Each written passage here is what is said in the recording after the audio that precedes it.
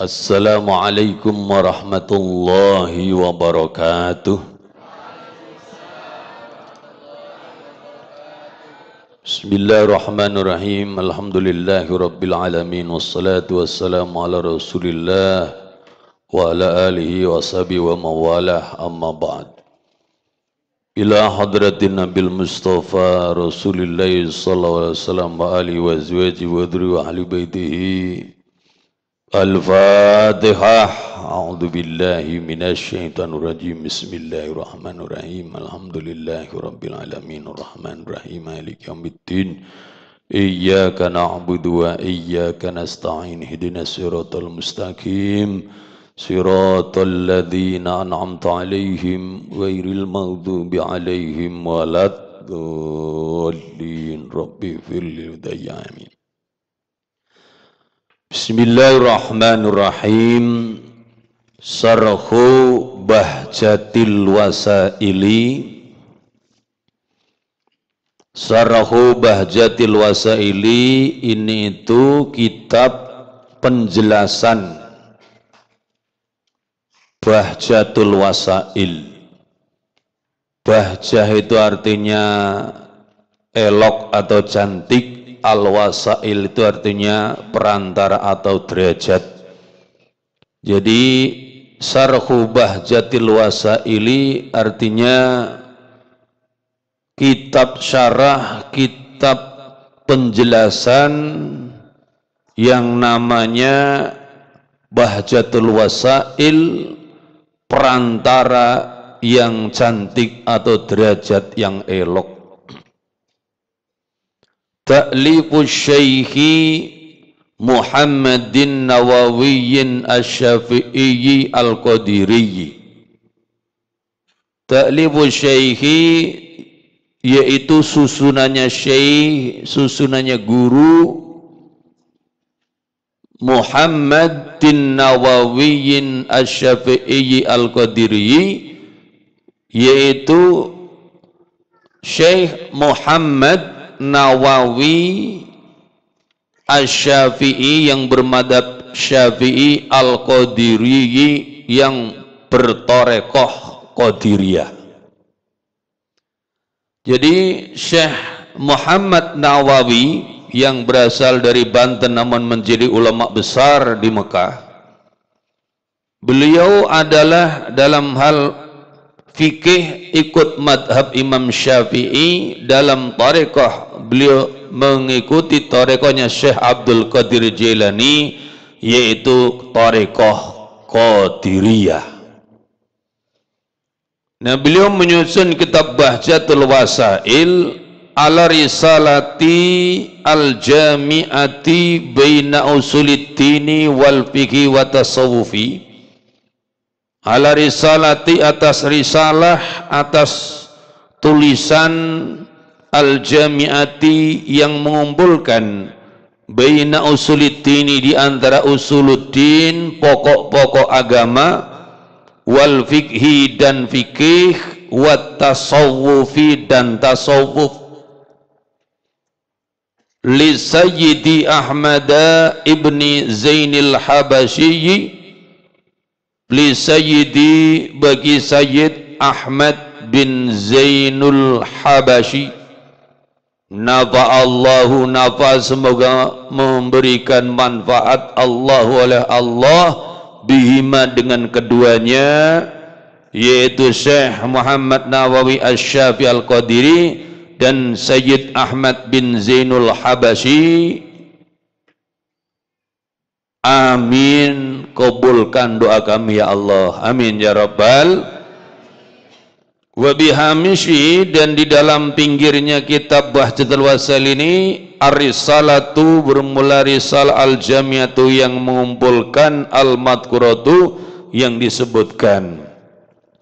Di dalam lembaran kitab Bahjatul Wasail ini, kalau kita lihat di halaman yang kedua, yang bagian tengah itu yang banyak tulisannya, penjelasannya adalah kitab Bahjatul Wasail, sedangkan yang di sampingnya yang ringkas itu adalah kitab yang dimaksud sebagai Risalah Al-Jami'ah Baina Usuluddin wal Fiqh wa Tasawwuf yang disusun oleh Sayyid Ahmad bin Zainul Habashi, yang insyaallah bagi Bapak Ibu dan para sahabat sekalian targetnya adalah menguasai yang pinggirnya.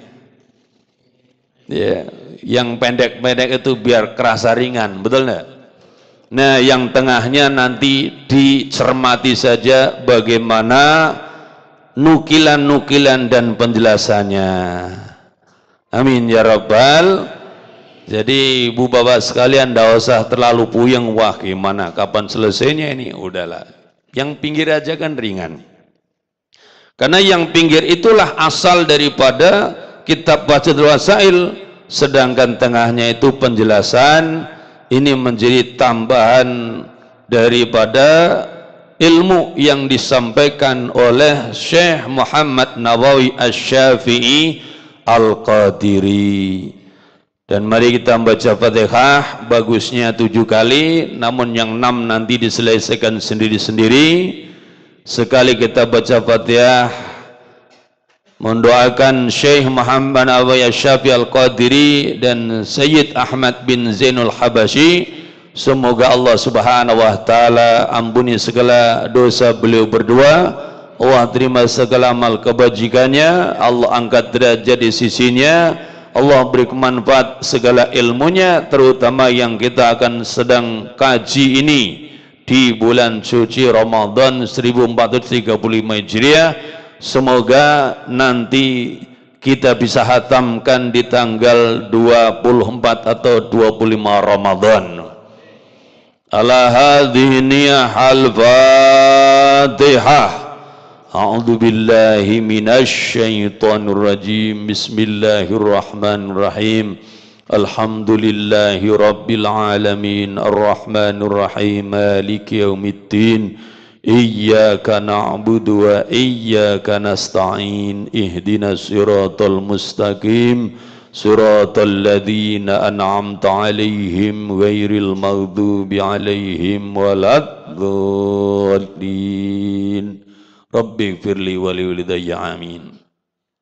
Sebelum kita kaji, perlu bersama dimaklumi, mau bisa baca kitab ataupun yang belum, penting memegang kitab. Semoga kitab itu menjadi kabel, menjadi kabel yang menyalurkan ilmu dari Allah Subhanahu wa taala, juga barokah dari ilmu para masyayikh yang telah dengan penuh keikhlasan menyusun kitab-kitab seperti ini. Para jamaah yang mulia, perlu bersama juga kita bersama maklumi bahwa beda antara buku-buku zaman sekarang dengan kitab-kitab yang ditulis para ulama masa lalu. Kalau para ulama masa lalu menyusun kitab itu ikhlas lillahi ta'ala, tidak ada royalti-royaltian, tidak ada cari bestseller-bestselleran, karena satu saja yang diinginkan, yaitu bahwa apa yang ditulisnya jadi ilmu manfaat, diterima oleh Allah Subhanahu wa taala. Sedangkan kebanyakan orang zaman sekarang kalau nyusun buku yang kebayang bestseller, royalti dan kekayaan. Maka beda megang buku yang ditulis pada zaman ini dengan memegang kitab yang ditulis pada masa lalu. Wa fi riwayatin, bahkan Syekh Hasan Haji tatkala selesai menulis kitab Al-Ajrumiyah, beliau kemudian lemparkan naskah kitabnya itu ke laut. Kalau memang naskah ini tertulis dalam keadaan ikhlas liwajhillahi ta'ala, semata karena Allah Ta'ala, insya Allah tidak tenggelam. Tapi begitu dilempar tenggelam, berarti tidak ikhlas, biar situ hancur sekalian. Ternyata selesai ditulis, dilempar ke laut, ngambang itu kitab. Maka sampai sekarang kitab Al-Ajrumiyah jadi kitab yang barokah.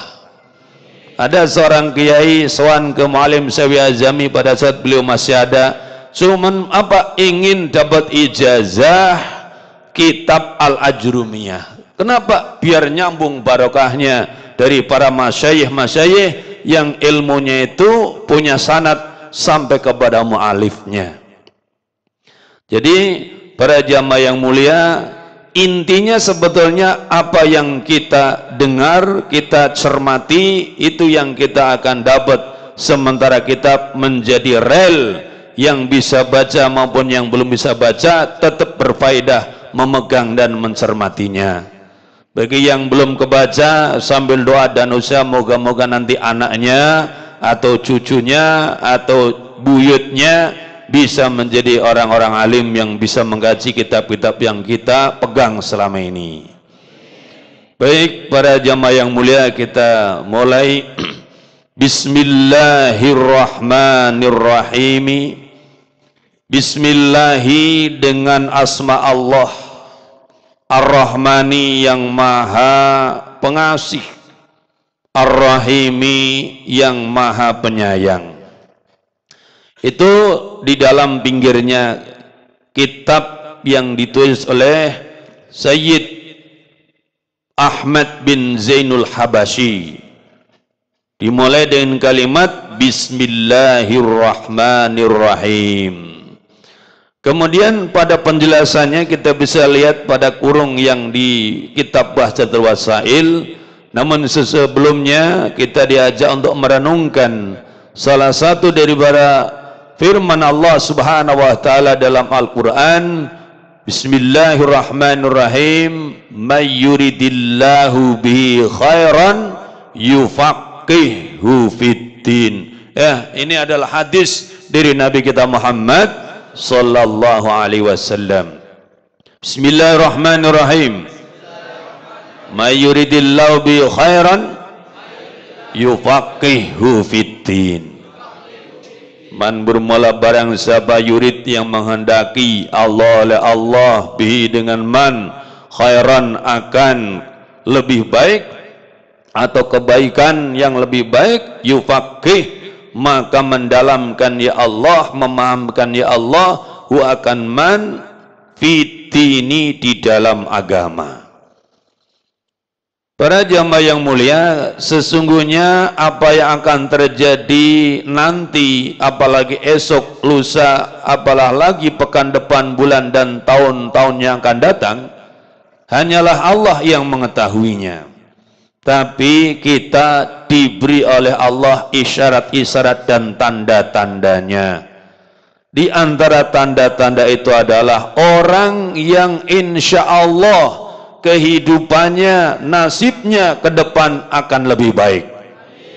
Siapa dia? Ya ini yang disebut Rasul, may yuridillahu bi khairan yufaqihu fiddin. Barang siapa yang Allah sedang atau Allah akan menghendaki dengannya kebaikan yang lebih baik, maka Allah akan dalamkan dia di dalam agama. Sekarang ini alhamdulillah kita sudah baik. Kemudian kita dituntun Allah untuk lebih mendalami lagi agama kita ini. Sekarang misalnya kita kaji kembali kitab Bahjatul Wasail ini, itu menjadi pertanda bahwa Allah sekarang ini dan nanti sedang berkehendak dan akan terus berkehendak agar kehidupan kita, nasib kita, dunia dan akhirat lebih baik daripada saat ini. Itu yang dimaksudkan. Makanya siapapun yang dihadirkan di majelis-majelis ilmu seperti ini dimanapun berada, maka itu pertanda masa depan dia akan lebih baik. Bagaimana tidak, mau dunia mau akhirat, kuncinya adalah ilmu. Man aradad dunya fa'ali bil ilmi. Barang siapa yang mendaki dunia wajib kuasai ilmunya. Wa man arada al-akhirata fa'ali bil ilmi. Wa man arada, barang siapa yang menghendaki akhirat wajib kuasai ilmunya. Wa man aradahuma fa'alaihi bil ilmi. Dan barang siapa yang menghendaki keduanya, dunia dan akhirat, maka wajib pula dia kuasai ilmunya.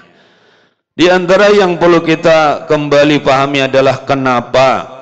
Misalnya di dalam kitab Al-Jami' Bain Usuluddin wal Fiqh wa Tasawuf ini, Sayyid Ahmad bin Zainul Habasyi memulainya dengan kalimat Bismillahirrahmanirrahim.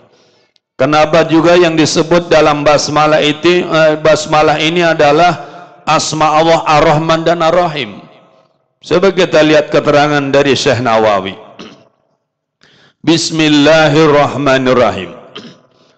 Wa tahsisul basmalati, dan menghususkan lafaz basmalah biadil asma'i, dengan asma-asma Allah ini, yaitu Ar-Rahman dan Ar-Rahim. Allah, kemudian Ar-Rahman dan Ar-Rahim. Ma'ana asma'u, beserta sesungguhnya nama-nama Allah.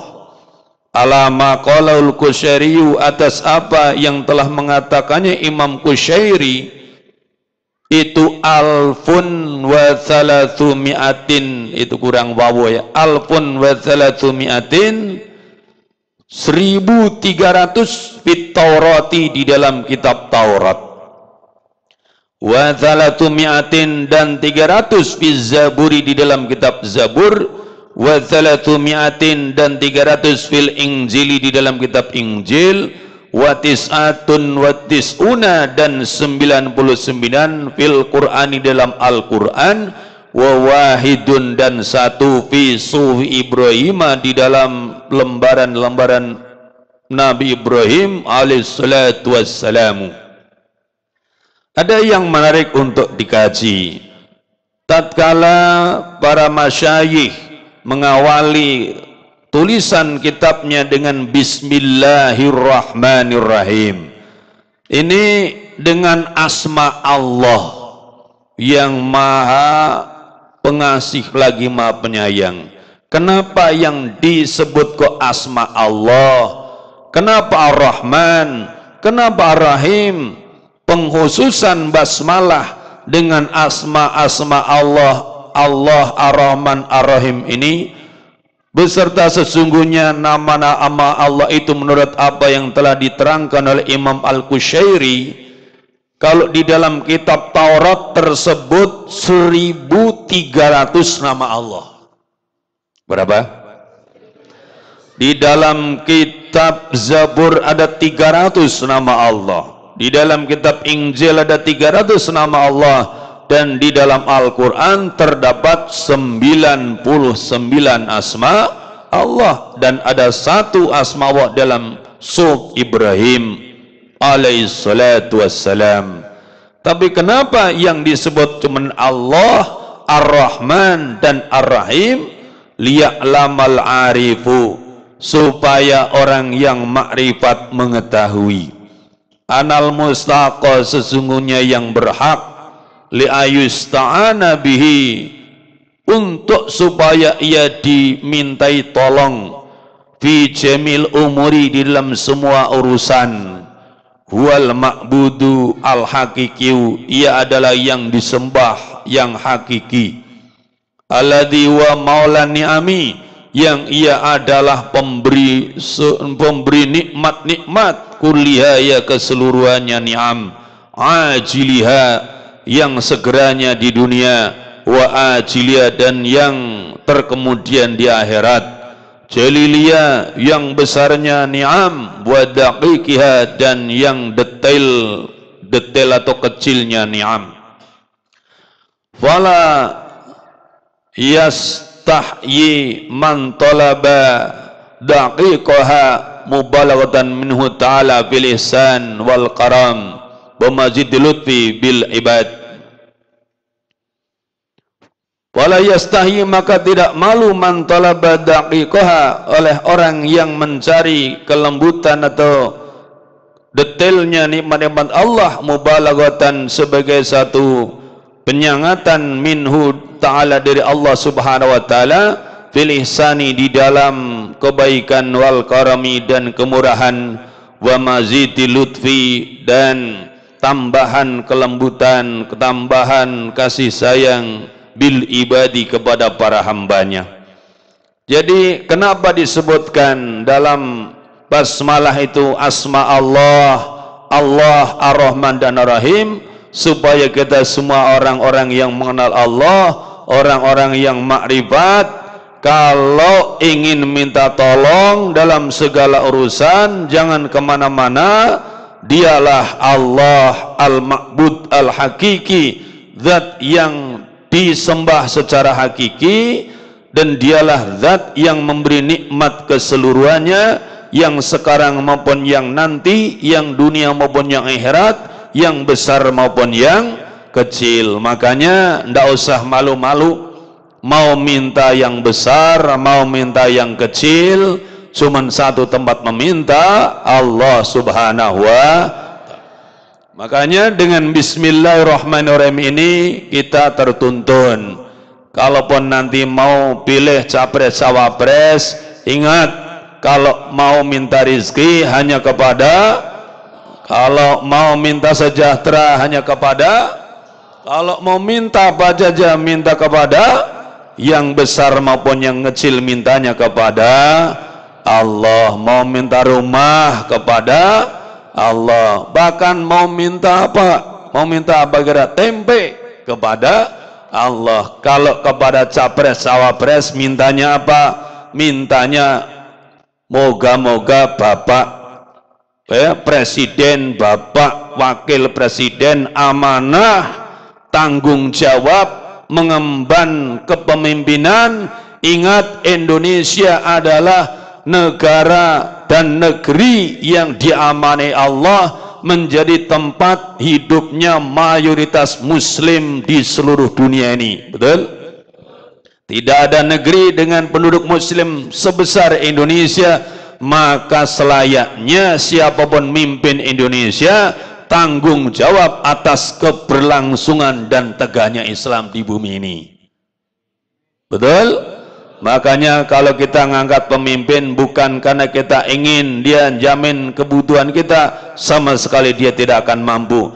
Yang kita ingin, kita minta para pemimpin kita mengimami kita taat kepada Allah, menjalankan sunnah Rasulullah, menegakkan syariat Allah, dalam bahasa Qur'annya menegakkan keimanan dan ketakwaan, sehingga nanti Allah yang turunkan kepada kita barakah, sebagaimana janjinya, walau anna ahlal qura amanu wa taqau la fatahna alaihim barakatim minas sama'i wal ard. Yang akan membuat kita itu makmur, sejahtera, aman, tentram, adil, sentosa bukan siapapun, hanyalah Allah. Tapi kita butuh pemimpin untuk mengimami kita, memimpin kita, melakukan amal yang akan membuka pintu-pintu rahmat dan barokah Allah, yaitu menegakkan keimanan dan ketakwaan secara normatifnya dan secara realnya, menegakkan syariat Islam secara kafah. Moga-moga Allah akan angkat di tengah kita pada suatu saat nanti. Itulah diantara hikmah dari Bismillahirrahmanirrahim. Kemudian Alhamdulillahirabbil alamin. Alhamdulillah, bermula segala puji itu lillahi, milik Allah, Rabbil alamina, Tuhan semesta alam. Hamdan, dengan pujian, yuwafi, yang memenuhi, ni'amahu, akan nikmat-nikmat Allah, wa yukafi'u, dan menyamai atau membandingi, mazidahu, akan tambahannya ni'amahu. Alhamdulillahi rabbil alamin, segala puji. Kenapa segala puji? Karena memang pujian itu ada 4. Pujian Allah kepada Allah sendiri, pujian Allah kepada makhluk, pujian makhluk kepada Allah, pujian makhluk kepada sesama makhluk. Itu semua pujian lillah, milik Allah. Ini penting dipahami ya, supaya kita itu ndak GR kalau lagi kena cobaan dipuji orang. Yang bapak-bapak ada yang bilang, bapak makin hari makin ganteng.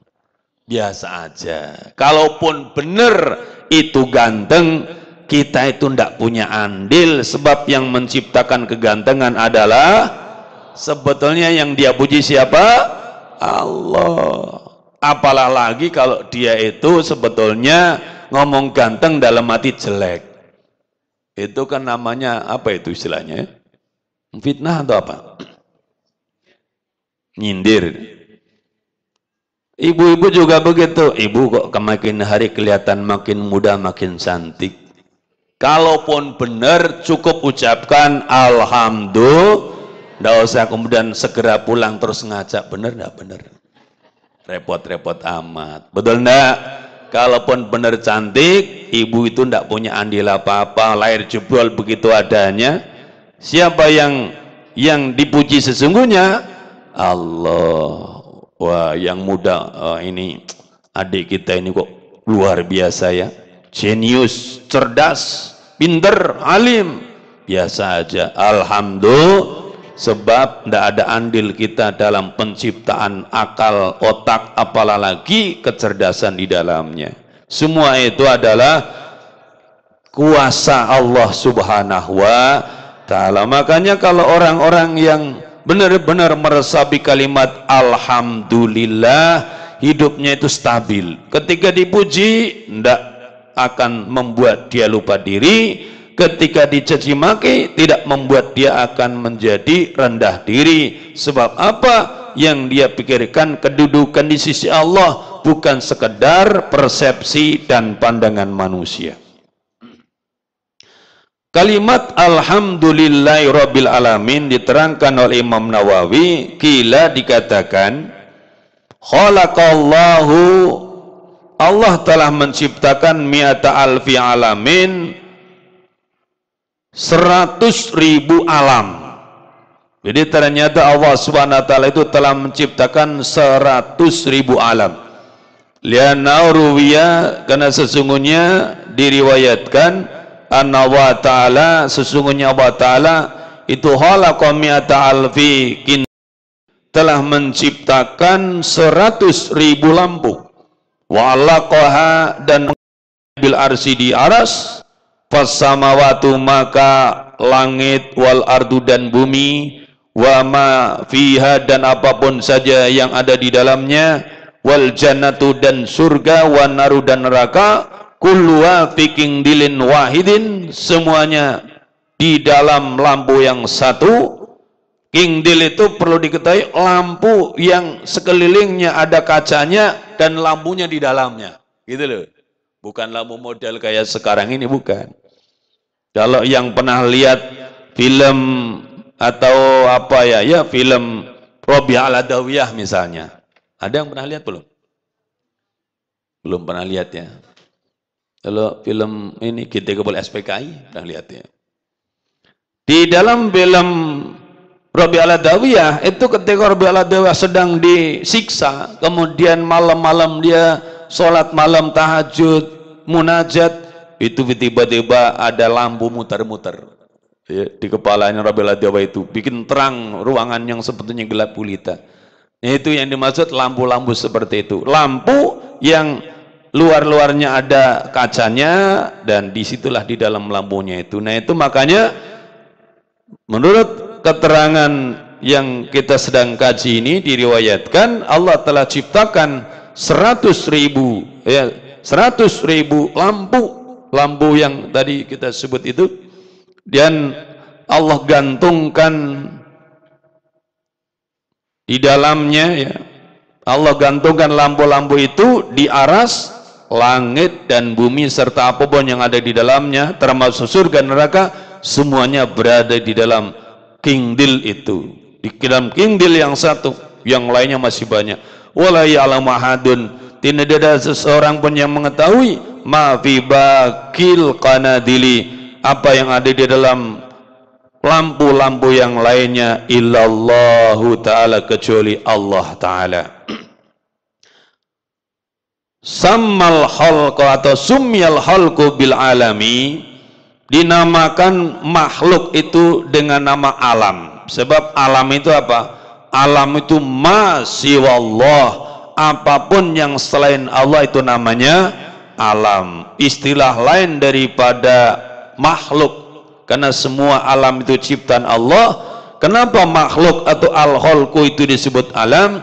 Likaunihi, karena keberadaannya alam itu alaman, atau keberadaannya makhluk itu alaman sebagai alamat, sebagai tanda fi hudusihi, di dalam barunya alam, waftiqorihi, dan butuhnya alam, ila mujidin, kepada zat yang menciptakan, yang mengadakan, qadimin, yang maha terdahulu.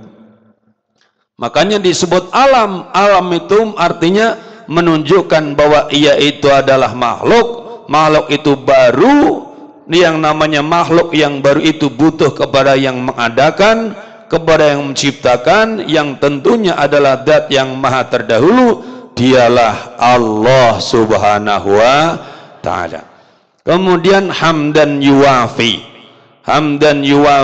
ni'amau, dengan pujian yang memenuhi nikmat-nikmatnya. Maksudnya yuwafi itu ayyuqabilu, yang membandingi atau yang menerima, yang memenuhi nikmat-nikmat Allah. Wa yukafi mazidau, dan membandingi atau menyamai tambahan-tambahannya. Ayyushawi ziyadatan ni'amihi, maksudnya menyamai tambahan dari nikmat-nikmat Allah subhanahu wa ta'ala. Ini memang penting untuk senantiasa kita renungkan. Sebab apa? Semua nikmat adalah datang dari Allah. Wa ma bikum min nikmatin faminallah. Apapun saja yang ada pada kamu sekalian dari nikmat, itu datang dari Allah. Kemudian kita diwajibkan mensyukuri tiap nikmat. Dan ternyata kalau kita sudah bersyukur, nikmat syukur itu sendiri adalah nikmat tersendiri yang harus juga kita syukuri. Begitu banyak orang diberi Allah nikmat, tapi kemudian dia lalai bersyukur, akhirnya lama kelamaan nikmat itu menjadi istidraj. Na'udzubillah. Itu yang diisyaratkan dengan firman Allah, la in syakartum la azidannakum. Kalau kamu sekalian syukur, utambah. Wa la in kafartum inna adzabi lasyadid. Jika kalian semua kufur, ingkar, sungguhnya azabku teramat sangat pedih. Itu yang dimaksud. Kalau nikmat itu lalai disyukuri, nikmat itu lama kelamaan berubah jadi istidraj. Dan kalau istidraj itu berarti siksa dunia sebelum akhirat. Na'udzubillah min dzalik. Makanya kita dalam mengucapkan hamdalah, kita ucapkan alhamdulillahi rabbil alamin, hamdan yuwafi ni'amahu wa yukafi'u mazidah. Wa sallallahu ala sayyidina Muhammadin wa ala alihi wa sahbihi wa sallam. Wa sallallahu, dan semoga menganugerahkan rahmat takzim Allah ala sayyidina, atas baginda kita Muhammadin, yaitu Nabi Muhammad, wa ala ali, dan atas keluarganya Nabi Muhammad, wa sahbihi, dan sahabat-sahabatnya Nabi Muhammad, wassalama, dan semoga memberikan keselamatan ya Allah, penghormatan ya Allah atas Nabi, keluarga, sahabat, dan kita semuanya. Para jamaah yang mulia, ahlul jannah semuanya. Coba kita cermati apa yang dimaksud dengan sholawat. Sering sekali kita membaca dan menyerukan membaca sholawat. Wa sallallahu, dan semoga Allah memberikan rahmat ta'zim, ay ja'ala lutfa warahmata al-muqtaranata bita'zim. Itulah sholawat. Kalau kita membaca sallallahu, itu artinya apa? Ay ja'ala lutfa, semoga Allah menjadikan kelembutan, karunia, warahmata, dan rahmat, kasih sayang, al-muqtaranata, yang disertai bita'dhimi, dengan pengagungan. Jadi tatkala Allah Subhanahu wa taala memberikan karunia, memberikan rahmat, itu ada dua kemungkinan, ada karena kasihan, ada karena pengagungan. Nah, yang kita minta kepada Allah, semoga Allah kurniakan kepada baginda kita Nabi besar Muhammad anugerah rahmat yang disertai pengagungan dari Allah Subhanahu wa ta'ala. Kalau gambarannya, kalau misalnya ya kita ini punya masyayikh, para kiai, para guru yang alhamdulillah oleh Allah Subhanahu wa taala telah diberikan tetesan karunia-Nya, ilmu yang diamalkan sehingga diangkat menjadi orang yang punya kedudukan sebagaimana janji Allah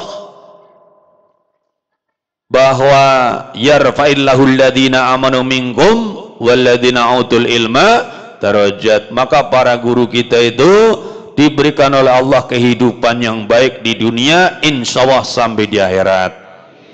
Tapi kemudian kita datang kepada beliau, misalnya karena baru saja panen apa kira-kira? Panen apa nih? Panen durian, ngimpi ya. Terus datang ke beliau bawa durian berapa? Berapa bawanya? Satu, memang dasar pelit. Yang kecil lagi bawanya. Baiklah, nih pemurah, bawa 10 durian yang gede-gede. Kita ngasih kepada guru kita itu durian, apakah karena dalam hati kita, ya Allah kasihan guru saya tidak pernah makan durian seumur-umur dan tidak akan kebeli karena tidak punya duit? Begitu pikiran kita? Bukan, insya Allah itu guru bisa beli durian, betul enggak? Jangankan duriannya, pohonnya sekalian dibeli. Tapi kita datang takzim, betul enggak? Itu juga datang ke orang-orang tua kita juga begitu. Itu yang disebut dengan apa? Memberikan satu pemberian atau kasih sayang karena ta'zim, bukan karena kasihan. Yang kita minta dari Allah sholawat, itu maksudnya. Allah memberikan kepada Nabi kita Muhammad SAW karunia, kasih sayang disertai pengagungan. Itu makanya kemudian Nabi kita disebut Nabi besar. Besar di antara nabi-nabi yang lain yang juga besar. Jadi besar di antara yang besar. Itu sholawat ala sayyidina, atas baginda kita Muhammadin, yaitu Nabi Muhammad, wa ala alihi, dan atas keluarganya Nabi Muhammad. Yang dimaksud dengan alihi, keluarga Nabi, dalam sholawat, dalam doa maksudnya adalah ayat baihi, maksudnya pengikut-pengikutnya Nabi. Jadi ketika kita membaca salawat wa sallallahu ala sayyidina Muhammadin wa ala alihi, itu alihi di sini, keluarga Nabi di sini maksudnya apa? Atbaihi, pengikut-pengikutnya Nabi, walau usotan, walaupun dia maksiat. Enak banget nih. Walaupun maksiat, walaupun bandel-bandel dikit, kalau masih mau jadi pengikutnya Nabi Muhammad, tetap masuk wilayah alihi, keluarganya Nabi kita Muhammad. Makanya jangan keras-keras begini ya. Kita itu seperti apapun keadaan kita, jaga baik-baik iman Islam. Betul enggak? Jaga baik-baik kalimat asyhadu alla ilaha illallah wa asyhadu anna muhammadar rasul. Jaga baik-baik rukun iman, rukun Islam itu, walaupun kadang-kadang kita kepleset-pleset, kejungkel-jungkel dalam hidup, maksiat, tapi kalau masih tetap menjadi pengikut Nabi kita Muhammad, masih disebut alihi, dan insya Allah masih punya peluang diberi syafaat. Itulah yang dimaksud oleh Nabi kita dalam satu hadisnya, kullu ummati yadkhulunal jannah. Semua umatku akan masuk ke dalam surga. Illa man aba, kecuali yang tidak mau. Ketika ditanya, waman ya'ba ya Rasulullah, siapa yang tidak mau itu ya Rasulullah? Beliau jawab, man ata'ani dakhulal jannah, wa man asani faqad aba. Siapapun taat kepadaku, dia masuk surga. Siapapun yang maksiat, yang menentang durhaka kepadaku, dia orang yang tidak mau masuk surga. Siapa yang bakal masuk surga, siapa neraka, kita tidak tahu. Yang tahu cuman Allah subhanahu wa ta'ala. Yang kita diberitahu tanda-tandanya. Tanda-tandanya apa? Tanda-tanda orang bakal masuk surga. Dia untuk yang zaman ini ya, untuk zaman setelah turunnya Nabi kita Muhammad SAW, orang-orang yang mau menjadi umatnya, menjadi pengikutnya Nabi kita Muhammad. Mohon maaf, kalau untuk selain yang mau ikut kanjeng Nabi Muhammad, yang ia lahir dan hidup setelah diutusnya Nabi Muhammad, mohon maaf, surga kelihatannya tidak akan menjadi tempat masuknya. Karena begini, kalau kita mendengar omongannya orang-orang jil atau orang-orang yang penganut pluralisme, kan semua agama sama, semua orang berhak masuk surga, kata mereka. Betul? Tapi coba kita baca satu riwayat, ketika satu hari Amirul Mukminin Umar bin Khattab, beliau melakukan kunjungan kerja di satu wilayah daulah Islam. Ketika itu beliau dipertemukan dengan seorang pendeta Nasrani yang orang itu ibadahnya luar biasa, banyak puasanya, banyak meleknya, banyak ibadahnya, sampai kemudian badannya kelihatan kurus, kemudian wajahnya kelihatan kurang istirahat. Melihat ada pendeta seperti ini, Sidina Umar malah meneteskan air mata. Ketika kemudian ada stafnya mengatakan, huwa Nasraniyun ya Amirul Mukminin, dia itu orang Nasrani wahai Amirul Mukminin. Kata Sidina Umar, justru itu, karena dia itu orang Nasrani, saya jadi kasihan. Saya ingat firman Allah Subhanahu wa taala, amilatun nasibah tasla naron hamil. Itu surat langganan para imam kalau Jumat. Apa artinya? Amilatun nasibah, itu orang-orang dulu di dunia melakukan amal-amal yang memayahkan. Ibu-ibu, bapak-bapak, mungkin karena kita tidak tahu ya, orang-orang Nasrani yang taat ibadah, apalagi para pendetanya, para biarawatinya. Di Semarang itu ada pertapaannya para pendeta, para biarawati. Saya pernah melihat tayangannya di TV itu. Sehari itu 7 kali ibadahnya, mulai dari sepertiga malam akhir mereka sudah ibadah, dan ibadahnya khusus sekali, di tempat yang khusus, sampai mereka tidak mau menikah, saking ini ibadah terus 7 kali. Waduh, luar biasa. Tapi sayang, mereka tidak mau menjadi pengikutnya Nabi Muhammad sallallahu alaihi wasallam. Tanya mereka, percaya Nabi Muhammad? Tidak. Itu. Nah, karena tidak mau menjadi pengikutnya Nabi Muhammad, apalagi menjadi orang yang melaksanakan ajaran-ajaran Muhammad, itu masuk kategori waman ya'ba tadi, ya kan? Kullu ummati yadkhulul jannah, ya, illa man aba, kecuali orang yang tidak mau. Ketika tanya, wa man ya'ba, siapa orang yang tidak mau? Lah itu yang beliau jawab, faman ta'ani dakhulal jannah wa man asani faqad aba. Naudzubillah. Nah, kalau masih jadi pengikut Nabi Muhammad, walaupun usotan disebutkan oleh Imam Nawawi, walaupun kadang meleset-meleset maksiat, masih masuk kategori keluarga ataupun pengikut Nabi Muhammad wasahbihi. Terus sahabat-sahabat Nabi itu siapa? Wasahabiyu, dan sahabi, para sahabat Nabi itu kullu muslimin, setiap orang Islam, ra'an Nabi sallallahu alaihi wasallam, yang telah melihat Nabi sallallahu alaihi wasallam, walau saatan, walaupun satu saat atau satu jam, wa in lam yujalisu, walaupun tidak menemani duduk Nabi. Hadza, ini madhabul Bukhari, pendapatnya Imam Bukhari, wal muhaddzina, dan para ahli hadis.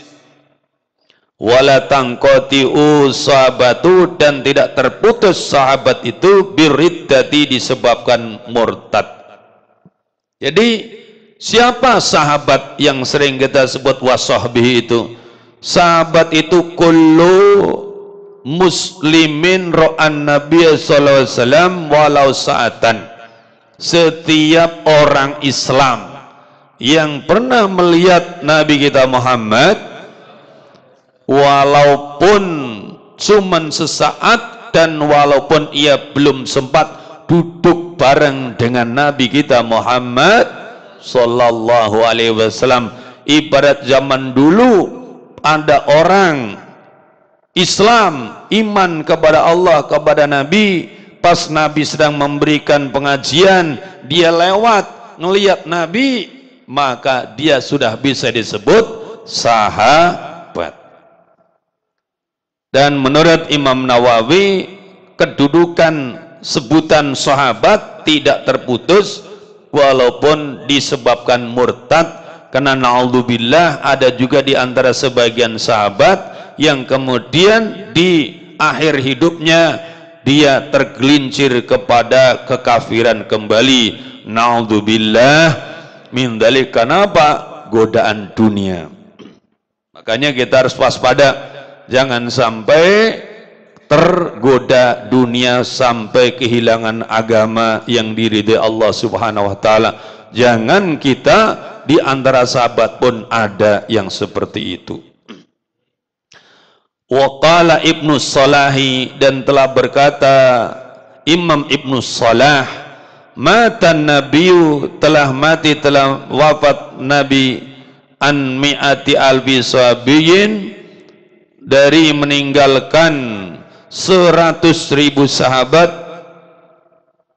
wa arba'ata asra alfi sahabiyin, dan 14.000 sahabat, kulluhum sami'u minhu, semua mereka pernah mendengar dari Nabi sallallahu alaihi wasallam, wa rawahu anhu, dan mereka meriwayatkan dari Nabi radhiyallahu anhum, semoga Allah meridhai mereka para sahabat ajma'ina semuanya, amin ya rabbal.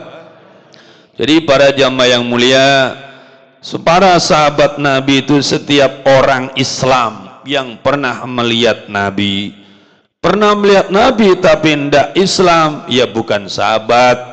Maka Abu Jahal bukan sahabat Nabi, Abu Lahab bukan sahabat Nabi.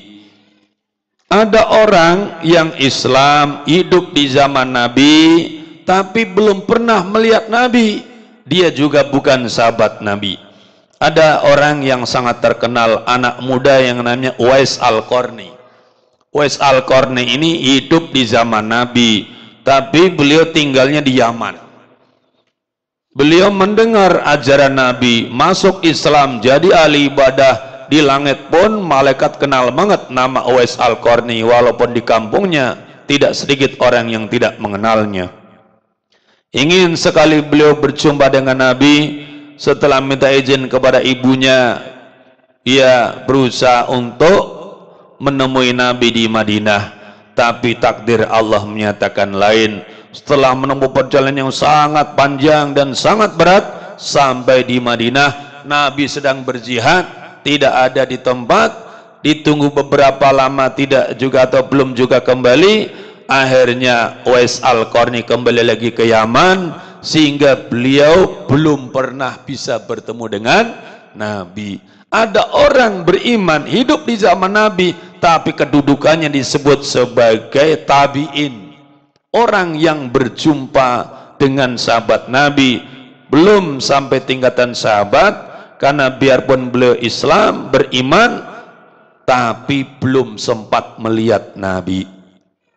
Nah, menurut yang diriwayatkan oleh Imam Nawawi, yang kemudian beliau mengutip dari Imam Ibnu Salah,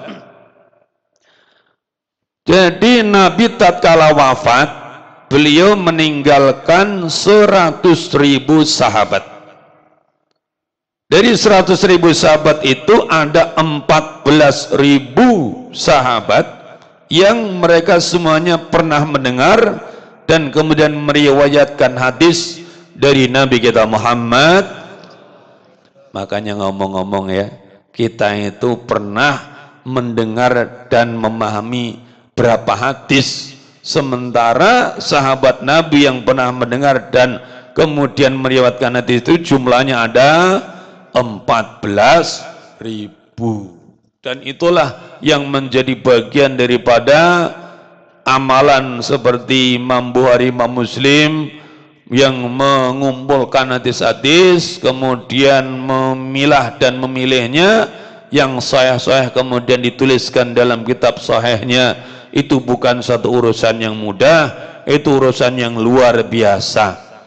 Ketika menyusun kitab Sahih Bukhari, misalnya Imam Bukhari mengatakan, tidaklah aku akan masukkan satu hadis ke dalam kitab Sahihku kecuali aku sholat 2 rakaat dulu untuk mohon petunjuk kepada Allah bahwa hadis ini benar-benar hadis yang sahih. Makanya setinggi apapun ilmu hadis orang, jangan kemudian sul adab begitu mudahnya mendhaif-dhaifkan hadis yang disusun atau dihimpun oleh para ahli hadis yang seperti itu perjuangannya. Apalagi kita orang awam yang cuman beberapa buah atau baris saja hadis yang kita pelajari, jangan dikit-dikit itu ndak ada hadisnya. Betul ndak? Bukan ndak ada hadisnya, kita yang belum baca hadisnya. Betul? Masya Allah, kitab Musnad Imam Ahmad saja 9 jilid. Kalau Sahih Muslim ada 2 jilid. Kalau Sahih Bukhari 3 jilid, gede-gede semua. Kapan kita menyelesaikannya? Betul enggak? Makanya disinilah kita orang awam itu pentingnya punya guru untuk kita ikuti. Supaya apa? Supaya kita itu tidak kepleset. Sebab apa? Seandainya kita mau baca sendiri, kapan kerjanya coba? Mau bicara fikih madhab Syafi'i, ya, kitab Majmu' aja 22 jilid, semeter panjangnya. Kapan bacanya? Ya, dibaca di sini insya Allah bubar. Wasallama dan salam. Apa itu salam? Ay ja'ala tahiyata, maksudnya semoga Allah menjadikan penghormatan, wal ikrama dan kehormatan. Ini namanya atau tafsir. Alaman atas orang dzukira yang telah disebutkan. Jadi salam itu artinya penghormatan. Wassalama adalah penghormatan, dan semoga Allah SWT memberikan penghormatan, kesejahteraan dan kesentosaan kepada Nabi, kepada keluarga Nabi, dan kepada sahabat-sahabat Nabi. Wa dzukira wa dzakara ba'du ahlil haqiqati, dan telah menyebutkan sebagian ahli haqiqah, ahlul haqiqah, ahli hakikat, anna salata, sesungguhnya salawat ala nabi, atas nabi, itu tawassulun, tawassul ilallahi, kepada Allah, min ghairi syaihin, dari tanpa syai. Menurut sebagian ahli hakikat, salawat itu adalah, ya, salawat Nabi itu adalah tawassul kepada Allah dari tanpa guru. Maksudnya kalau kita doa kemudian kita bacakan salawat sebelum ataupun sesudahnya, atau sebelum dan sesudahnya, itu salawat menjadi tawasul yang menyampaikan doa kita kepada Allah Subhanahu wa Ta'ala. Maka ada sebagian ulama mengatakan orang doa tanpa salawat seperti orang kirim surat tanpa perangko. Itu loh. Kenapa? Salawat itu tawasul yang walaupun tanpa guru. Artinya apa? Biasanya orang kalau tawasul itu ada gurunya, ya, dari Nabi turun sampai kepada gurunya. Tapi untuk salawat menurut sebagian ahli hakikat ini adalah tawasul tanpa guru. Siapapun yang membaca salawat langsung bisa nyambung ke hadirat Allah Subhanahu wa Ta'ala walaupun tanpa ada guru khusus yang menjadi silsilahnya. Walakin qala Al-Qutbul Malawi, akan tapi telah berkata Al-Qutbul Malawi, innama hada min haitsu innalaha ta'thiran ajiban fitanwiril qulubi. Innama hada sungguhnya ini tu min haitsu innalaha, dari sekiranya sungguhnya bagi salawat itu ta'thiran oleh pengaruh ajiban yang menakjubkan fitanwiril qulubi, di dalam menerangi hati. Menurut Qutbul Malawi, kenapa disebutkan salawat itu bisa menjadi tawasul yang min ghairi syai'? Karena siapapun orang kalau mau baca salawat benar-benar bacanya di dalamnya terkandung pengaruh menerangi hati. Yang lagi gelap, yang lagi keruh, yang lagi ruwet, bacalah salawat dengan sebaik-baiknya, insya Allah di situ akan mulai bersinar dengan terang benderang cahaya bi barakati salawat. Amin ya rabbal. Seperti apa keterangan selanjutnya masih panjang dan lebar, insya Allah kita kaji pada pertemuan berikutnya. Semoga kita istiqamah sehingga kitab ini kita bisa hatamkan di Ramadan ini. Amin ya rabbal. Al-Fatihah. A'udzu billahi minasy syaithanir rajim. Bismillahirrahmanirrahim. Alhamdulillahirabbil alamin arrahmanir rahim maliki yaumiddin. Iyyaka na'budu wa iyyaka nasta'in. Ihdinas siratal mustaqim. Siratal ladzina an'amta 'alaihim ghairil maghdubi 'alaihim waladdallin. Rabbil izzati amin. Bismillahirrahmanirrahim. Subhanaka wa bihamdika asyhadu an la ilaha illa anta astaghfiruka wa atubu ilaik. Subhana rabbika rabbil izzati amma yasifun wa salamun walhamdulillahi rabbil alamin. Allahumma shalli